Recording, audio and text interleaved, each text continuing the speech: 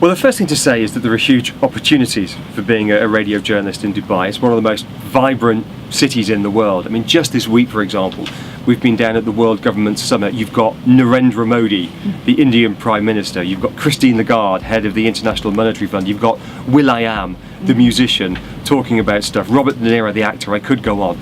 That is a huge opportunity for journalism that in many cities you just don't get.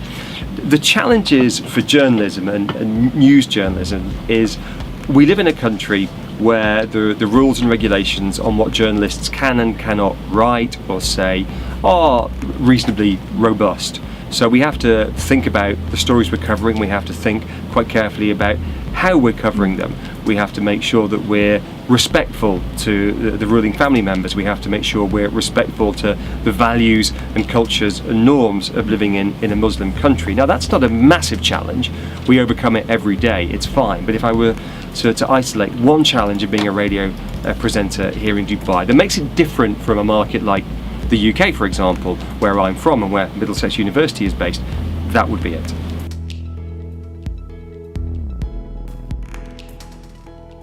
I think another challenge as well at the moment is around this idea of fake news, which is obviously being brought to the fore a little bit more by certain presidents over in the United States, and making sure that your listeners know that the news that you're giving them is news that they can trust.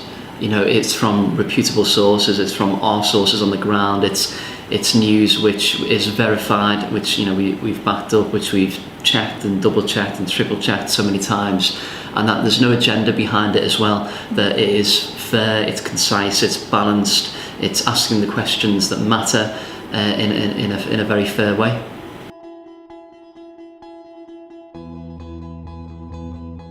One of the main challenges, and I think a lot of journalists would say this, is trying to make sure that the news is authentic and that it is credible and that your sources are credible as well.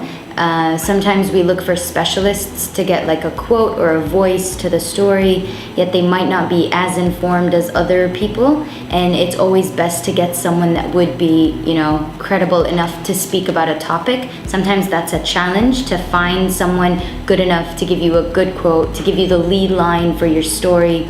It's always challenging to find that one interesting line that will grab your listeners' attention, especially when it's like in the news bulletin. You want people to listen to the news, you want people to be attentive. So getting a lead line is major, and it's the most important, because that's what grabs your listeners' attention or your readers' attention if you're talking about the ARN app.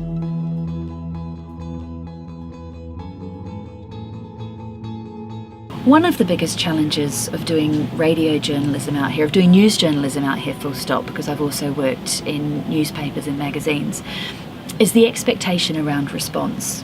I've worked in New Zealand, I've worked in the UK in journalism, and I find that the response times overseas can be quicker. Not always, this isn't a blanket statement, but the expectation of whether someone has to respond to a story or not is different in different cultures. And so if you're trying to line up guests here, it can be sometimes a little bit frustrating if you're used to people getting back to you with a quote or with an interviewee, someone willing to come on the line, to do a phone interview or come in the studio within half an hour or an hour, or to be ready to speak the next morning about a topic.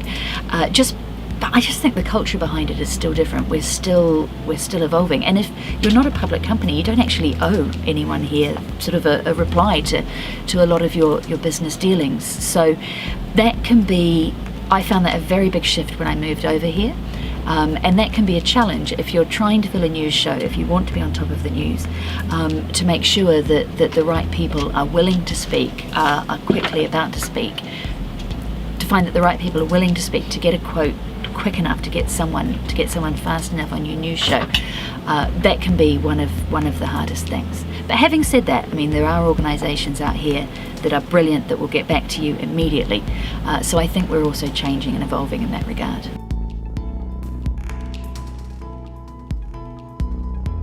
Is that this is a 24/7 job. You don't switch off just because the mics are off. You don't switch off because you're out of the studio. You have to constantly be this fountain of information.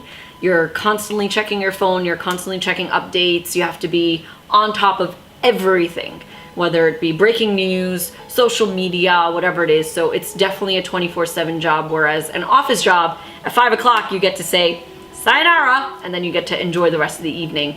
Whereas I think for presenters here in the country, you are on 24/7, so it never stops for you, but hey, I love it, so it's all right.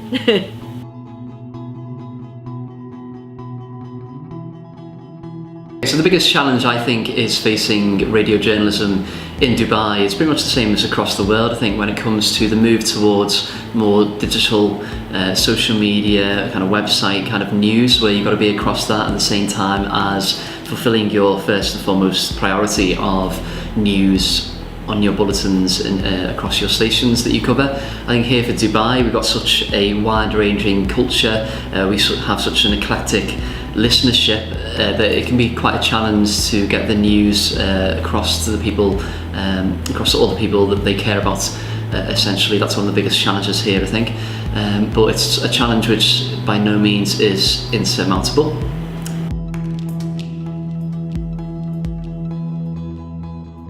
One of the other main challenges, and this is more on an industry level, we don't have a lot of competition, so you only have like 1 or 2 or 3 stations tops that actually have news in them or that can create the sense of competition in the industry. That can be a challenge because you don't have a variety, which is always a plus, because then you give your listeners options. You give them a bunch of, you give them a big selection to pick from. And competition also creates more opportunities. I have only been working for 4 or 5 years now. And when I first graduated, I remembered that opportunities were scarce. We didn't have a lot of